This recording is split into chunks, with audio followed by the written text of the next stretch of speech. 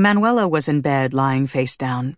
She was wearing a brown velour robe and was partially wrapped in a sleeping bag, which she sometimes slept in when she was cold. Red marks circled her wrists and ankles, evidence of ligatures that had been removed. A large screwdriver was lying on the concrete patio 2 feet from the rear sliding glass door. The locking mechanism on the door had been pried open. A 19-inch television from inside the house had been dragged to the southwest corner of the backyard, next to a high wooden fence. The corner of the fence was coming apart slightly, as if someone had fallen against it or jumped it too hard. Investigators observed shoe impressions of a small circle pattern in the front and backyards, and on top of the gas meter on the east side of the house. One of the first peculiarities investigators observed was that the only source of light in the bedroom came from the bathroom. They asked David about it. He was at Manuela's parents' house, where a group of family and friends had congregated after the news to grieve and console one another. Investigators noticed that David seemed shaken and dazed. Grief was making his mind drift. His answers trailed off. He switched subjects abruptly. The question about the light confused him. "Where's the lamp?" he asked. A lamp with a square stand and a chrome metal cannonball-shaped light was missing from atop the stereo speaker on the left side of the bed. Its absence gave police a good idea of the heavy object that was used to bludgeon Manuela to death. David was asked if he knew why the tape was missing from the answering machine. He was stunned. He shook his head.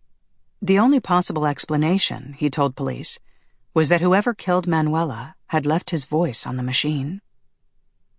The scene was deeply weird. It was deeply weird for Irvine, which had little crime. It was deeply weird for the Irvine Police Department. It smelled like a setup to a few of them. Some jewelry was missing, and the television had been dragged into the backyard. But what burglar leaves his screwdriver behind? They wondered if the killer was someone Manuela knew. Her husband is staying overnight at the hospital. She invites a male acquaintance over.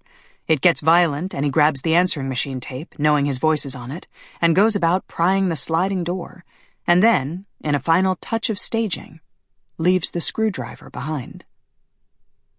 But others doubted that Manuela knew her killer. Police interviewed David at the Irvine Police Department the day after the body was found. He was asked if they had had any problems with prowlers in the past. After thinking about it, he mentioned that 3 or 4 months earlier, in either October or November 1980, there had been footprints that he couldn't explain. They looked to David like tennis shoes and went from one side of the house all the way to the other side and into the backyard. Investigators slid a piece of paper across the table and asked David to draw the footprint as best he remembered it. He sketched it quickly, preoccupied and exhausted. He didn't know that police had a plaster cast impression of Manuela's killer's footprint as he stalked the house the night of the murder. He pushed the paper back.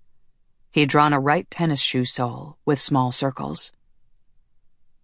David was thanked and allowed to go home. Police slapped his sketch next to the plaster cast impression. It was a match. Most violent criminals are impulsive, disorganized, and easily caught. The vast majority of homicides are committed by people known to the victim, and despite game attempts to throw off the police, these offenders are usually identified and arrested. It's a tiny minority of criminals, maybe 5%, who present the biggest challenge, the ones whose crimes reveal pre-planning and unremorseful rage. Manuela's murder had all the hallmarks of this last type.